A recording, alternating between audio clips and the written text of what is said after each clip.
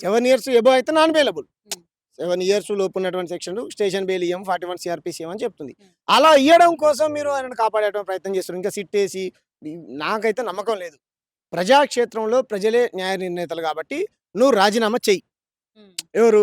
బండి సంజయ్ నువ్వు రాజీనామా చెయ్యి. హ్మ్. మన ఈటల రాజేందర్ అన్న కూడా భూములు కబ్జాలు చేసిండు అనేటువంటి ఆరోపణలొచ్చినప్పుడు కేసీఆర్ నన్ను పార్టీని సస్పెండ్ చేసిండు. నేను చాలా మంచోడిని అన్నప్పుడు ఆయన నిబద్ధతను, నిజాయితీని ప్రజల్లోకొచ్చి నిరూపించుకొని మళ్ళీ పార్టీ మారి బీజేపీలోకి పోయి గెలిచాడు. నువ్వు నిజంగా నిజాయితీపరుడివైతే నీ పార్టీ ఇస్తే మరి నీ పార్టీ టికెట్లయితే ఇస్తది. ఓకేనా? ఇస్తే నీ పార్టీ నుంచి తెచ్చుకో. లేదు నేను ఒంటరిగా పోటీ చేస్తా అంటే నువ్వు కరీంనగర్ నుంచి సింగిల్‌గా, ఒంటరిగా పోటీ చేసి నీ నిబద్ధతను, నీ నిజాయితీని నిరూపించుకొని గెలిసి సమాజం నుంచి చూడండి నేను సత్యపురుషుడిని. నా కొడుకు చాలా సత్యపురుషుడు. ఏ తప్పు చేయలేదని రాజీనామా చేయి నీ కేంద్ర మంత్రి పదవికి, కరీంనగర్ ఎంపీ సీటుకు. అయితేనే నువ్వు ఏమంటారు బాధితురాల కుటుంబానికి న్యాయం జరుగుతది. నీ కొడుకుని నువ్వే అన్నావు గదా! ఏం చేయాలి? ఒకటి మీద కేస్ అయింది. అంత అనవసరం. ఆళ్ళేమన్నా పాకిస్తాన్ నుంచి వచ్చిర్రా? హ్మ్. వాళ్ళేమన్నా ఆఫ్ఘనిస్తాన్ నుంచి వచ్చినారా? అని నువ్వే అన్నావు గదా! ఏం చేయాలి మరిప్పుడు? రిజిస్ట్రేట్ ముందు పెట్టాలి గదా! స్టేట్‌మెంట్ రికార్డ్ చేయాలి గదా! ఏం చేయాలి? నీ కొడుకుని జైల్‌లో పెట్టాలి గదా!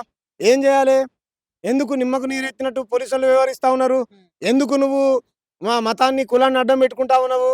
ఏం చేయాలి బాధితురాలి కుటుంబం? నువ్వు బెదిరిస్తే భయపడాలా? ఏం చేయాలి? నువ్వు చెప్పినట్టు పోలీసోళ్ళు పని చేయాలా? ఏం చేయాలి? చెప్పు బండి సంజయ్. నువ్వేసిన ప్రశ్నలు నీకు నువ్వేసుకో అంటున్నా. ఆ! కాబట్టి దేశంలో, రాష్ట్రంలో డెమోక్రసీ లేదు. ప్రజాస్వామ్యం చచ్చిపోయింది. హ్మ్. ప్రజాస్వామ్యాన్ని బీజేపీ నాయకులు 12 ఏళ్ల నుంచి చంపుతూనే ఉన్నారు. ప్రజాస్వామ్యాన్ని ముక్కలు ముక్కలు నరుకుతా ఉన్నారు వీళ్ళు. పెద్దోనికో న్యాయం, పేదోనికో న్యాయం అనేటువంటి రీతిలో చేస్తా ఉన్నారు. హ్మ్. యెస్ మేము కూడా చెప్పాం. ప్రియాంక రెడ్డిని ఎవడైతే చేశాడో వాళ్ళని పట్టుకోవాల్సిందే, శిక్షించాల్సిందే.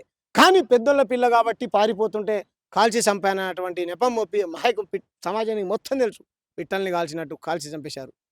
ఇంకా చాలామంది పెరమల్ల ప్రణయ్ డబ్బులున్నాయని చెప్పేసి ఎన్ని ఎన్ని రకాలుగా ఎలా మాట్లాడారు. పట్టపగటిలే సుపారీచి గుండాలను పెట్టి